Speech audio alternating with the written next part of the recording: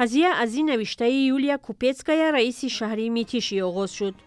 وی روز 13 ینور در کانال تلگرامی خود خبر داد که به یک عائله سرفرزند سند برای منزل زیست دادند.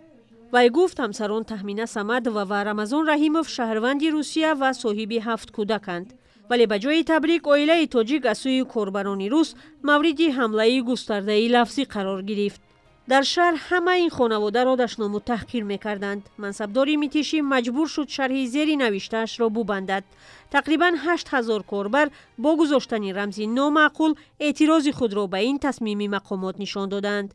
آنها با این اکتفا نکرده به نوشته‌های دیگری کوپتسکایا حمله نمودند و او را جنایتکار خواندند.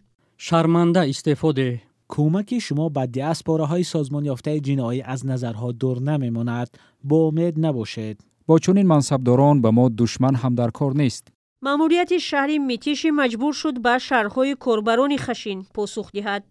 تهمینه 14 سال باز با شوهر و فرزندان و مادرش در میتیچی زندگی میکند و همه آنها شهروند روسیه هستند.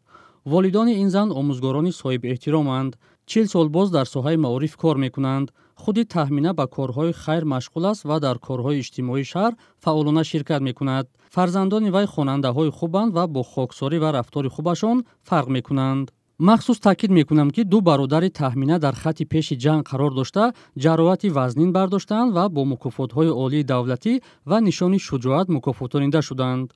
ولی این واکنش هم کسی را آرام نکرد. این بحث در صفحه ملت‌گرایانه زد چند روز ادامه کرد و عائله تاجیک و منصبداری که به آنها خانه تقدیم کرد زیر باران تنقید و تحقیر ماندند. مأموریت این شبکه معلومات شخصی و تورپیوند صفحه تهمینه سمد و رمضان رحیموف را نشر کردند.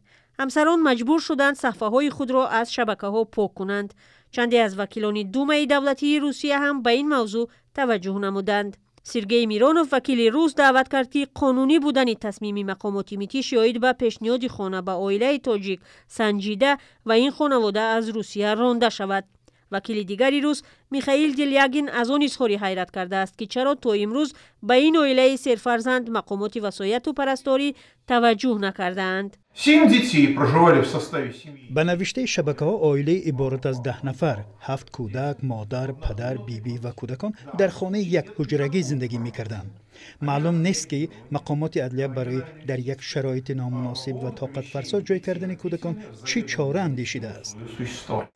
با این حال شبکه‌های تلگرامی ملت‌گرایانه احساس بیگانه ستیزی خود را آشکار نمایش نداده پدر سرفرزند تاجیک رمضان رحیموف را به آن ایبدار کردند که احساس وطن دوستی نسبت به روسیه ندارد. همسرش را وهابی خواندند.